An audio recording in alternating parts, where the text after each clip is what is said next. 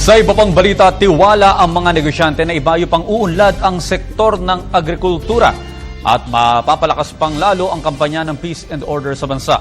Ayon kay FPI Chairman Jesus Aranza, mahalagang maipatupad ang mga ito upang matiyak ang pag-unlad ng ating ekonomiya.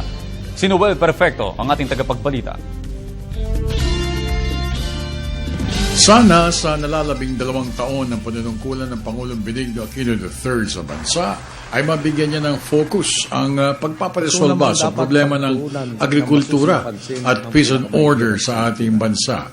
Dahil ito ay sa mga namumuno ng Federation of Philippine Industries Incorporated ang naging dahilan kung bakit nahirapang makausad ng todo ang kalakaran ng ekonomiya sa ating Pilipinas. Ayon kay FPI Chair Jess Aranza, napaka-importanteng may focus ng Pangulong Pinoy ang problema sa agrikultura at katahimikan at kaayusan sa ating bansa. Dito muna, agriculture at yung peace and order. Yan ang dalawang tutukan na lang yan. At that will be a good mark sa history pagbaba ng ating Pangulo. Yun lang ang aking tingin. Huwag nang napakarami. Magugulo lang eh. Concentrate. Focus lang doon sa mga issue yun.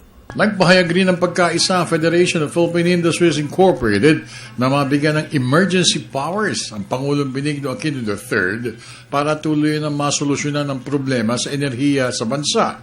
Ayon kay FPI Chair Emeritus Jess Aranza, na lahat ng 42 strong corporations sa ilalim ng federasyon ang nagpahayag ng kanilang pagsuporta sa pagbibigay ng emergency powers sa Pangulo upang mabiyayaan na ang lahat ng mga consumers ng karampatang elektrisidad sa buong bansa. Ako'y sumusuporta sa plano ni Pitilla, Secretary Pitilla, na ito ang paraan, hindi kung ano-ano naman. Tsaka sana tama na yung mga turuan.